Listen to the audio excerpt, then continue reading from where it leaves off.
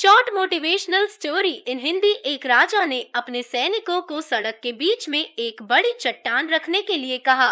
चट्टान को बीच सड़क में रखवा कर राजा ने अपने सैनिकों से छुपकर उस चट्टान पर नजर रखने के लिए कहा कि देखना उस चट्टान को रास्ते से कौन हटाता है।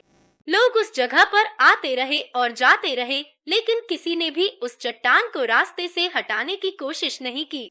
उस चट्टान के पास से लोगों के गुजरने वालों में राजा के कुछ करीबी लोग और शहर के बड़े व्यापारी भी शामिल थे, और उनमें से कुछ लोग तो राजा को ही कोसने लगते कि क्या राजा इस चट्टान को भी रास्ते से नहीं हटवा सकता।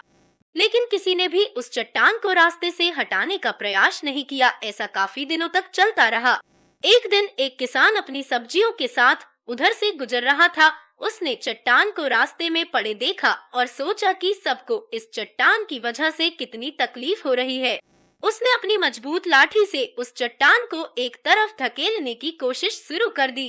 काफी कोशिश के बाद वह उसे सड़क से हटाने में कामयाब हो गया।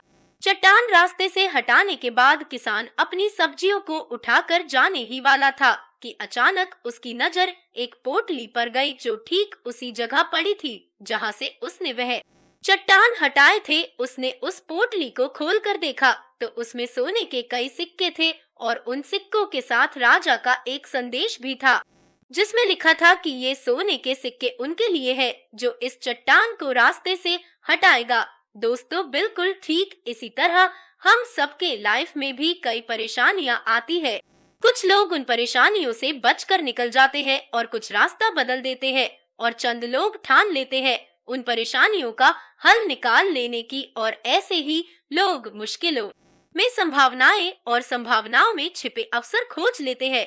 मजबूत इरादे और नेक दिल के साथ किए गए कोशिशों के परिणाम हमेशा ही अच्छे आते हैं।